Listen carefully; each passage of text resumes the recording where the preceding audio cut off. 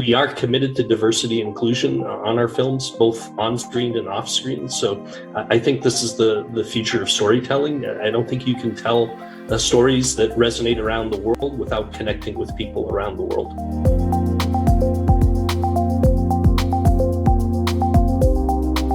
So much of, Walt Disney Animation Studios, they've got this commitment to diversity and inclusion.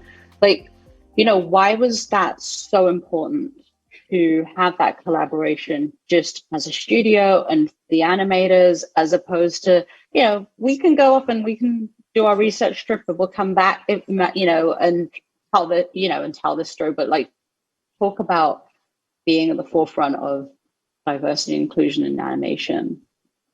We were so inspired by our visit, and we learned so many things just from that first initial research trip.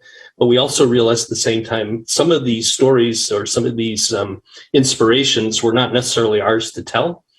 So we wanted to make sure that we were collaborating with where these stories originated from. So that personal collaboration works both ways. I think they learned from us. But we learned so much from them, and we are committed to diversity and inclusion on our films, both on screen and off screen. So I think this is the future of storytelling. I don't think you can tell stories that resonate around the world without connecting with people around the world. Yeah, and talk about the screenwriting process and seeing this all come together and that collaboration, with the Sámi people, the screenwriters, yourself, and maintaining, the key was the representation throughout, right? And keeping that, as well as the story of, Anna and Elsa at the center of it all. When we start a film, we have a vague idea of what the story is ultimately going to be about, but eventually the story starts to tell you what it needs to be. And so we screen the films, 5 to 8 times, internally for ourselves. And after each screening, we sort of analyze it and tear it apart and try to rebuild it to make it stronger. So the story we start with is always very, very different than the story we end up with. And as part of the collaboration, we screen scenes or the movie with the Sámi and get their reaction, get their thoughts. We share, costume designs, character designs, all of that, get their opinion. And if we always, again, kept it about the storytelling. What is most impactful for the story? Again, we're not trying to create a realistic world, but you still want it to be believable. So all of these contributions that they made help enrich the story, helped create the world that became Frozen 2. Yeah.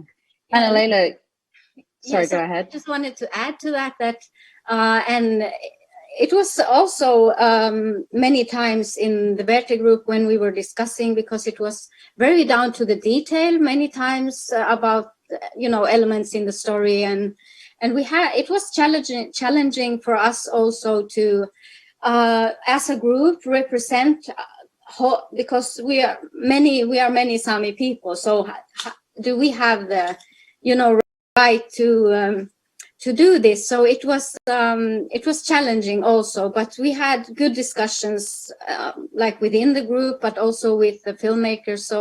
So we came to agreements and felt that it feels right and good. So yeah.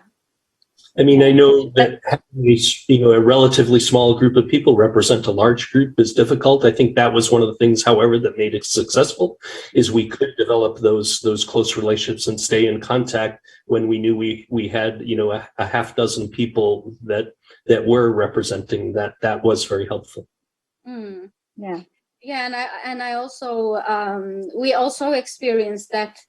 Even though when we met for the first time in Oslo, you had already, you had the story more or less already in place, but still you were so open to our advices. And if we say that, no, this is crazy, you can't do this, and then it was, that was really nice.